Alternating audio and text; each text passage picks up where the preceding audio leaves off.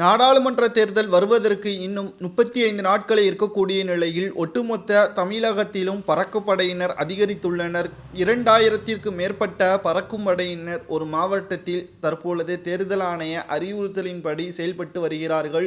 கிட்டத்தட்ட 50,000த்திற்கு மேல பணங்களை கொண்டு செல்லக்கூடாது என்றும் தேர்தல் ஆணைய அதிகாரிகள் தெரிவித்துள்ளனர்.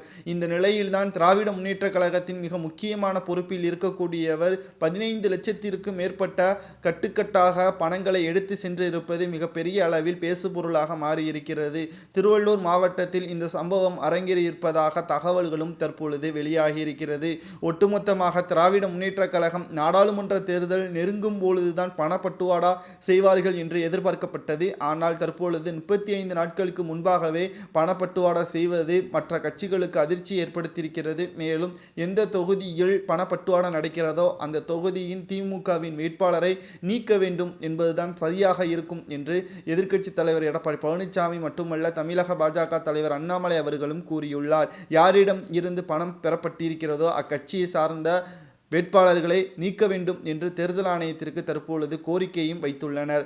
தமிழகத்தில் மிகப்பெரிய அளவில் பணப்புழக்கம் திமுகவினால் மட்டும்தான் செயல்படுத்த முடியும். கடந்த 2021 சட்டமன்ற தேர்தலின் பொழுது 2 கண்டெய்னர்கள் ஃபுல்லா கருப்பு பணங்கள் பதுக்கி வைக்கப்பட்டது. மேலும் இது பணப்பட்டுவாடா செய்வதற்காகத்தான் செயல்படப்பட்டது என்று 2 கண்டெய்னர் கார் டிரைவரும் வாக்குமூலம் கொடுத்தனர். மேலும் அவர்கள் தப்பி சென்றதன் காரணமாகவும் அந்த கண்டெய்னர் தற்பொழுது வரை என்ன ஆட்சி என்ற தகவலும் வெளியாகவில்லை. மேலும் தேர்தல் ஆணைய பத்திரத்தின் மூலமாக கிட்டத்தட்ட 1350 கோடிக்கு மேலாக பத்திரங்களை வாங்கியிருக்கிறது. மேலும் தனியார் நிறுவனங்களுக்கு எதற்காக சாதகமாக செயல்படுவதற்காக நன்கொடை பெற்றிருக்கிறது.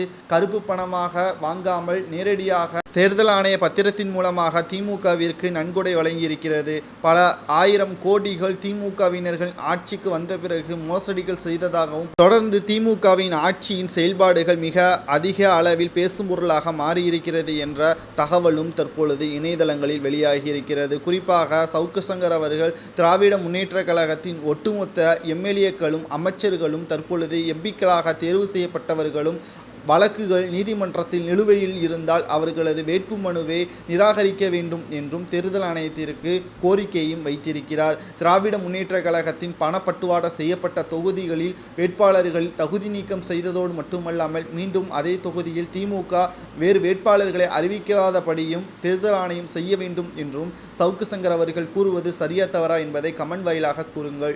மேலும் தேர்தல் ஆணைய அதிகாரிகள் மற்றும் பறக்குப்படை அதிகாரிகள் வாக்காளர்களிடம் பணங்களை பட்டுவாடா செய்யாமல் தடுப்பதற்காக பணங்களை பறிமுதல் செய்யப்படக்கூடிய பணங்கள் எதற்காக செலவிடப்படுகிறது என்ற தகவலையும் மக்கள் மத்தியில் தெரியப்படுத்த வேண்டும் என்ற கோரிக்கையும் முன்வைத்திருக்கிறார்.